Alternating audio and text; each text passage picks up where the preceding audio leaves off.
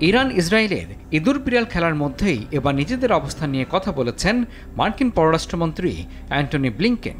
ইস্পাহান অঞ্চলে ওই হামলার ব্যাপকতা ও ক্ষয়ক্ষতি নিয়ে পাল্টাপাল্টি মন্তব্য লক্ষ্য করা গেছে, যেখানে ইরানের রাষ্ট্রীয় গণমাধ্যম এর গুরুত্ব খুব সামান্য বলে প্রচার করেছে। এই হামলার ঘটনা ঘটল যখন একই অঞ্চলে দুই শত্রু দেশের মধ্যে কয়েক সপ্তাহ ধরে উত্তেজনা বিরাজমান। এর আগে সিরিয়ায় ইরানি কনসুলেট ভবন লক্ষ্য করে হামলা করে ইসরায়েল, আর তারপর ইরান ইসরায়েলে এক নজিরবিহীন হামলা চালায়।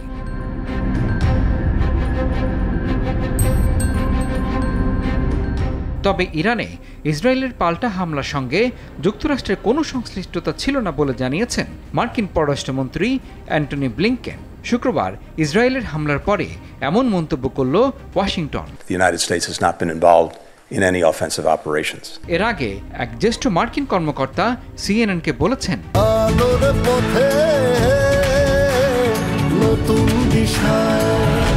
বৃহস্পতিবার ইসরায়েল যুক্তরাষ্ট্রকে বলেছিল তারা কয়েকদিনের মধ্যেই ইরানের প্রতিশোধমূলক হামলা চালাবে, তবে এই হামলাকে যুক্তরাষ্ট্র সমর্থন জানায়নি বলেও দাবি করেন তিনি। এদিকে কিছু ইরানি কর্মকর্তা ও গণমাধ্যম নিষেধ করেছে যে একটা হামলার চেষ্টা হয়েছে, কিন্তু সেটার ব্যাপকতা খুবই সামান্য, কোনো হতাহতের খবর পাওয়া যায়নি। আর ইরানের ফার্স নিউজ এজেন্সি বলছে একটা সামরিক ঘাঁটির পাশে বিস্ফোরণ শোনা গিয়েছে এবং আকাশ প্রতিরক্ষা ব্যবস্থা সচল হয়ে ওঠে। এছাড়া আন্তর্জাতিক অ্যাটমিক এনার্জি এজেন্সিও নিশ্চিত করেছে ইরানের পারমাণবিক স্থাপনার কোনো ক্ষতি হয়নি।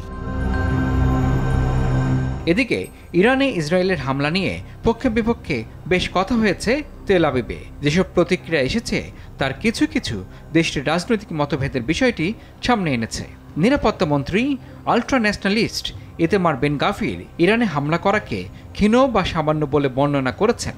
এর জবাবে ইসরায়েলের বিরোধী দলীয় নেতা ইয়ার লাপিদ তাকে বরখাস্তের দাবি জানিয়েছেন, কারণ তার এই মন্তব্য ইসরায়েলকে ছোট ও বিব্রত করেছে বলে মনে করেন তিনি। আর যুক্তরাজ্য সরকারের তরফ থেকে বলা হয়েছে তারা হামলার বিষয়ে কিছুই বলবে না, তবে তাদের বক্তব্য ছিল ইসরায়েলের আত্মরক্ষা করতে গিয়ে এমন কিছু করা থেকে বিরত থাকা উচিত যা সহিংসতা উস্কে দেয়।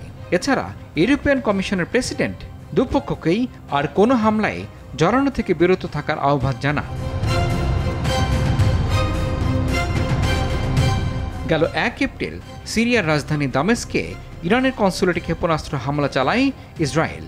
বদলা হিসেবে ইরান গেল শনিবার রাতভর ইসরায়েলে শত শত ড্রোন ও ক্ষেপণাস্ত্র হামলা চালায়। এরপরই এই হামলার পাল্টা জবাব দেওয়ার হুঁশিয়ারি দেয় ইসরায়েল। ইমরুল হাসান, RTV।